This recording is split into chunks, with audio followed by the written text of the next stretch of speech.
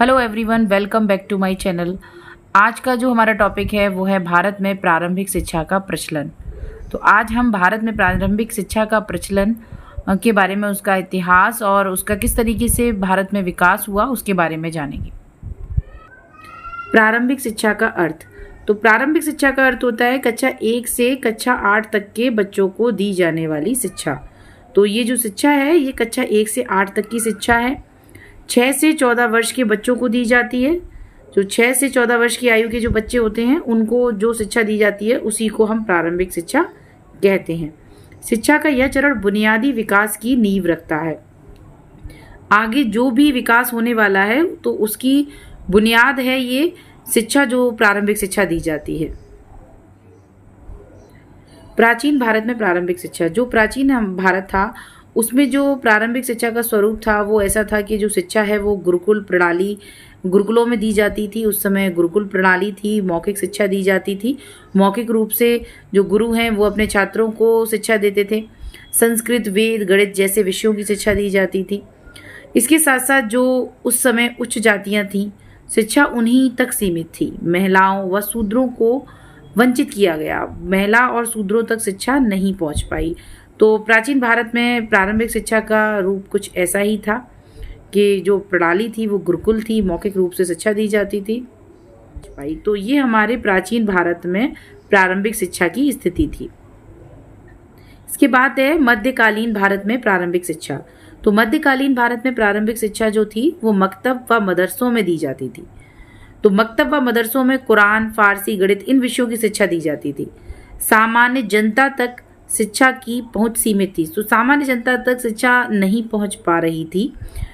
तो बालिकाओं की शिक्षा उपेक्षित और बालिकाओं को इससे दूर रखा गया। तो ये सारी विशेषताएं हैं मध्यकालीन भारत में प्रारंभिक शिक्षा की। इसके बाद है ब्रिटिश काल में प्रारंभिक शिक्षा। तो ब्रिटिश काल में जो प्रारंभिक शिक्षा थी वो लगभग आप देखें तो मैकाले की शिक्षा नीति 1835 में अंग्रेजी शिक्षा को बढ़ावा दिया गया। जो मैकाले की जो नीति 1835 में आई उसमें अंग्रेजी शिक्षा को बढ़ावा दिया गया। वो डिस्पैच आया 1854 में जिसने प्राथमिक शिक्षा पर जोर दिया।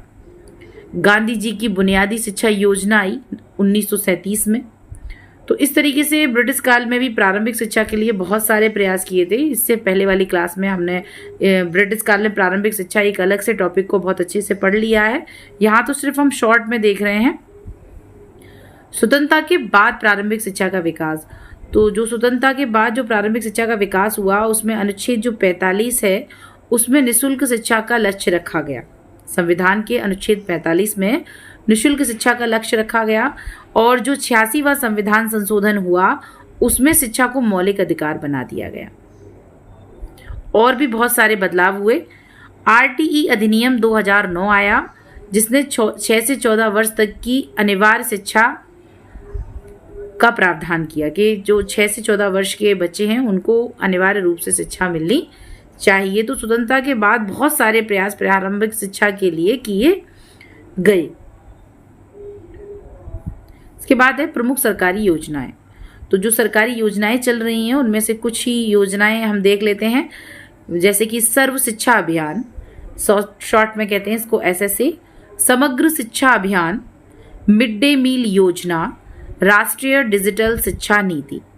तो इस तरीके से बहुत सारी योजनाएं हैं जो प्रारंभिक शिक्षा के लिए चलाई जा रही हैं कि किसी भी तरीके से प्रारंभिक शिक्षा की जो गुणवत्ता है उसमें सुधार आए और सभी को समान रूप से शिक्षा उपलब्ध हो पाए, किसी के साथ किसी भी तरीके का कोई भी भेदभाव ना हो। तो ये सारे प्रयास इसीलिए किए जा रहे हैं।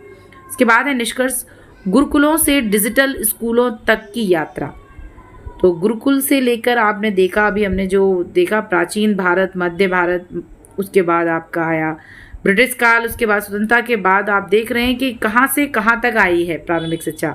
गुरुकुल प्रणाली से आज डिजिटल स्कूल तक बन गए हैं, तो तक की यात्रा तय की है। और इसके साथ साथ पहले शिक्षा सीमित थी, अब सर्वसुलभ बनाने का प्रयास किया जा रहा है। पहले शिक्षा सीमित थी मतलब कुछ ही लोगों तक पहुंच पा रही थी, मगर अब इसके लिए ऐसा भरपूर प्रयास किया जा रहा है कि शिक्षा सभी को समान रूप से मिल पाए, किसी के साथ कोई भी भेदभाव ना हो। गुणवत्ता और समावेशन अभी भी चुनौतियां हैं। तो अभी जो मुख्य चुनौतियां बनी हुई हैं वो यही हैं कि शिक्षा की गुणवत्ता और उसमें समावेशन।